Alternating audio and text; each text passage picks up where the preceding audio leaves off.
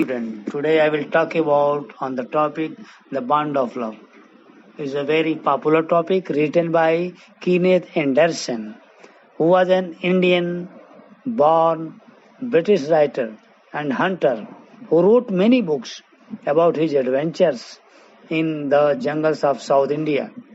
Kenneth Anderson hailed from a Scottish family settled in India for 6 generations.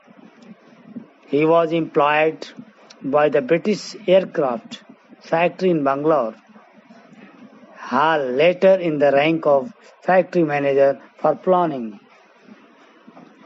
In this story, there is a discussion about love. Can there be love and friendship between man and animals? Yes, why not? Here there is the story of Bear's attachment with the narrator's family. This black bear was captured in the fields near Mysore. 2 years ago, the farmers were driving away wild pigs from their fields by shooting at them. Once such shot hit a sea bear. She fell dead. Her cub had been riding on her back. The author tried to capture him. It ran into the fields and even scratched him with its claws.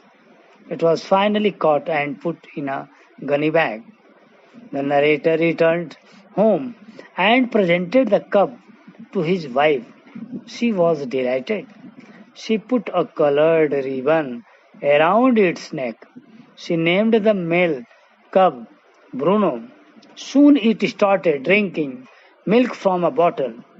Then it started eating vegetables, fruits, nuts, meat, and ice cream. It even drank of tea, cold drinks, and liquor. Bruno became friendly with the narrators, two big dogs, and also the children of the tenants in the bungalow. One day, it ate some of the poison that was brought to kill the rats. Bruno had an attack of paralysis. It could not stand on its feet. It dragged itself to the narrator's wife. She took it at once to a veterinary surgeon who gave it injections. The antidote of poison worked well, and in an hour or so, Bruno was all right. Another time, Bruno drank off nearly 1 gallon of used engine oil. It was in fact meant for killing white ants. Thanks God, the oil had no ill effects on the bear. Several months passed as Bruno grew bigger and taller than the dogs, but it was just as sweet and mischievous and playful as before. It was very fond of the narrator's wife, who changed its name to Baba or small boy. Baba started amusing everybody with its tricks. When it was asked to wrestle, it obeyed. It held a stick as if it were a gun. It also carried a piece of wood and rocked it in his arms as thought it were a baby. But Baba was a grown up beast and it had to be kept chained for most of the time for the safety of children. The narrator and his son realized that it was no longer safe to keep Baba at home. They suggested to send it to Mysore Zoo. The curator of the zoo agreed to take the bear in his collection. The wife consented most unwillingly.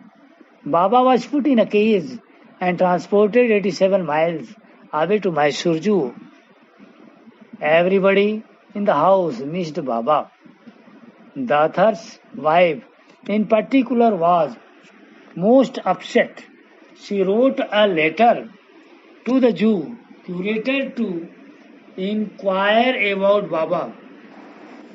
She got the reply that Baba was restless and it refused food. It looked thin and sad. So the wife insisted on going to the zoo to see Baba. Baba recognized her at once and howled with happiness. Both cried bitterly when they were parting again. The narrator's wife wanted to take her Baba back home. The curator asked her to seek permission from the Jew superintendent. They drove back to Bangalore, meet the Jew boss, and obtained his consent. Baba was driven into a cage, put on top of the car, tied securely, and brought home. A bunch of coolies were engaged to make an island in the bungalow compound.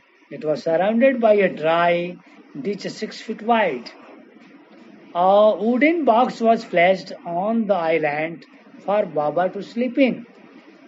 A straw bed was placed on the island for Baba to sleep in.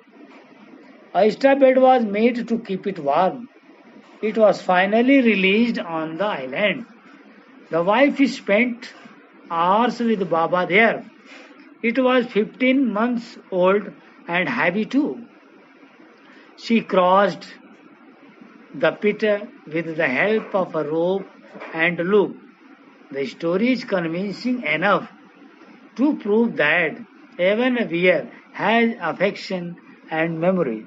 Students are advised to do summary of this topic and NCERT question, short answer type question, long answer type question, and extract based question in the notebook. Thank you.